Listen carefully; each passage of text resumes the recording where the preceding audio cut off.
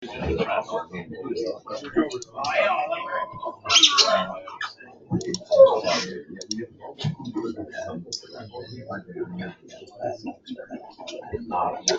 right, good morning. How's everybody this morning? Not bad. So this week's code of conduct is to strive to maintain a positive and professional image of ECR of our employees, our clients, vendors, subcontractors, and the public. We're back to the top. So a little bit of safety news. Our streak is still going, 167 days without a recordable injury.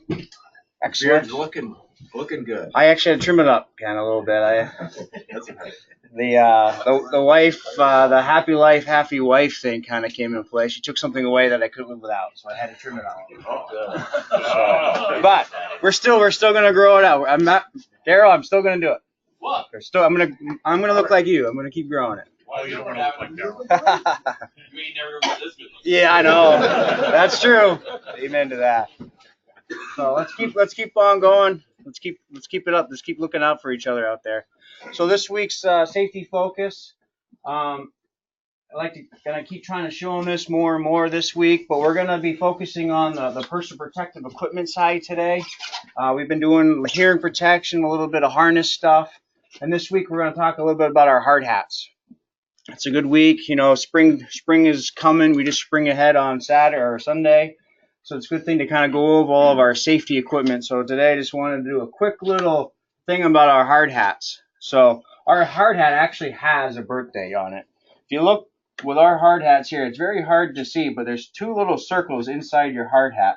And one of the circles will be the date, the actual day in the week that it was manufactured. And then the other one will give a month and a year. So this is June 22nd of 2017 was this hard hat. All right.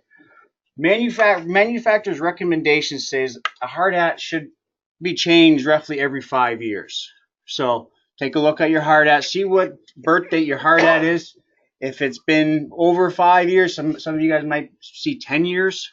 Might be time to come in and grab a new one because this is life-saving equipment. You want to make sure that it is sturdy, sound, and it is going to protect you just in case because, again, on that hierarchy of control that I just showed, PPE is that last line of defense. If we somehow let those hazards slip through all of our safety nets, this is here to protect us, and it's really protecting our most important organ, and that is our brain. So do a good inspection of your hard hat.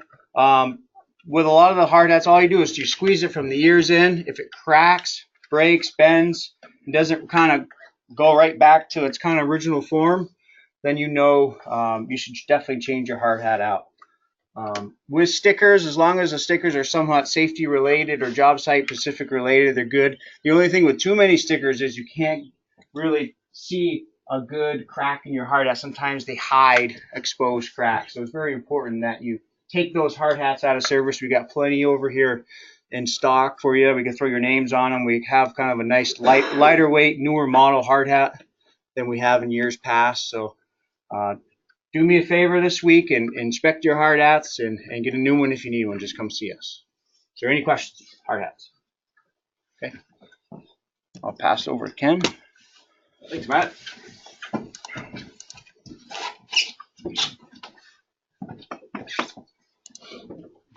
A second. So, no corporate announcements this week. Had the sad news that Pat Lumber passed away on March 3rd.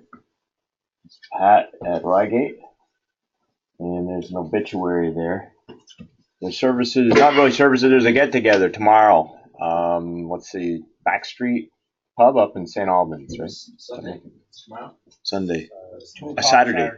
Sunday? I thought it was Saturday. Did they say Sunday? Saturday too. Yep. And then another one is Dorothy Sawyer, the bookkeeper clerk for Delta, and also she was a former owner of Delta Electric, and Clifton bought the business from her back probably 20 plus years ago, and she passed away too. So a couple people to remember this weekend. And for happier news, we have this is the AGC Billboard magazine, and we have some of our own people here on the cover. Pretty cool to be on the cover of the magazine. Is Matt and Matt, and they're speaking with, this is Chris Cole from Vermont Buildings and General Services. He was a former VTrans secretary before the Scott administration took over and put Joe Flynn in there. This is Donnie Blake, the backside of Johnny Blake. This is John Connor. That's Darren Masinko from Feed Law. Who's the fellow with the beard? Off to the left there. Right there? Yeah. That's Forrest Gump. It looks like the Forrest Gump, doesn't it? Politics talks is not all that fun. So just we were at the Storm the State House. It's an AGC event, Associated General Contractors of Vermont, which we're members of, fairly active members of. Matt is actually Matt Orzalak is our is the chairman of the safety committee.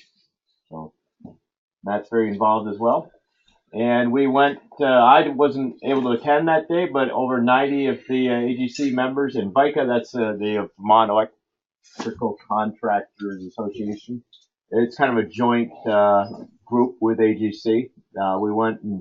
The group went to the State House, and they attended House and Senate committee meetings, and they had meet and greet opportunities with the governor, VTrans, BGS obviously, and House and Senate legislators and other state officials. So it's a pretty cool event. It makes you realize how small and close-knit the state of Vermont is when you can go and meet and kind of know these people who are representatives for the state and officials. And Matt, how do BOSHA policies happen? Do they go with your help from this organization? Yes. Yes, I would. Yes. Like BOSHA will try to implement something, and the agency will review it and make sure that we kind of agree upon a rule change or a proposed plan.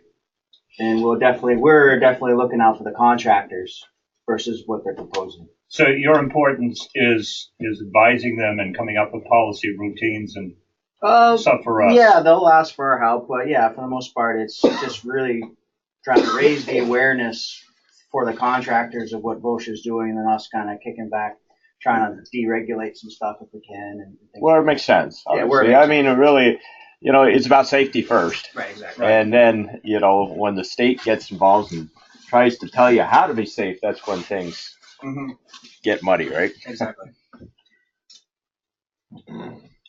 Okay, for the project we're profiling this week is the nor'easter, what are we at, number 2 or 3 or 4 or whatever we're at now. At various sites, certainly this is the one that hit us probably the hardest. We're up here, and there's just some photos over at 100 Dorset and the mall. A lot of handwork over there too. The guys are working hard. A lot of salting, a lot of snow removal and shoveling. And there's one up at Pumpkin Hill. Yep. Snow is everywhere. And here's one. Remember the Valentine's Day blizzard of 2007? I didn't go out to get a comparison picture. I thought about it of our pile. This is at the our stormwater ponds where we stockpile snow, and it was quite a bit of snow then. I don't remember. It was like on the order of 30 inches or 28 inches or something like that. I remember driving on the interstate that day. Pretty scary. Okay, Hey, that's what I got. can I say something real quick? Sure, go ahead. Okay. Probably you guys saw the news, and this week a bridge collapsed in Miami. So as a civil engineer and a bridge builder, when stuff like this happens, I always get a feeling in my gut, and most of us in some way are responsible for life safety elements during construction or design. And I think it's good when stuff like this happens just to remember how it would feel to be the contractor or the engineer involved in something like this. So the takeaway I get as a builder is to not deviate from contract documents. That's your responsibility, is to build stuff per plan. And if it doesn't make sense, and a lot of times it doesn't, there's mechanisms weeks ahead of time to try to get that changed and do something that makes more sense. None of us would ever want to be responsible for injury or death of the public, whether it was a Jersey barrier or road cones or whether it was an anchor bolt embedment. Then as engineers, some of us in the room are doing design, the takeaway really is to double, triple, quadruple check each other's work and make sure that we're keeping the public safe. when I saw that on the news last night, that was not a cast-in-place bridge.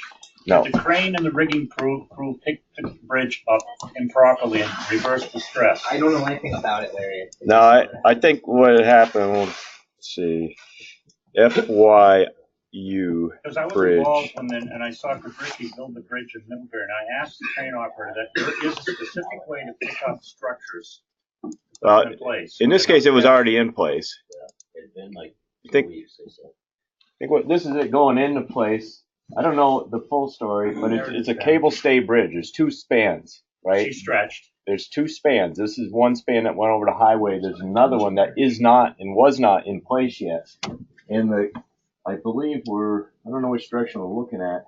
I believe we're looking towards where the pylon would be and the cable stays. It looks to me like it was designed to be temporarily a free, open, single, simple span bridge while they built the rest of it. And then if you see the collapse, that's a good picture right there, but not of that one there.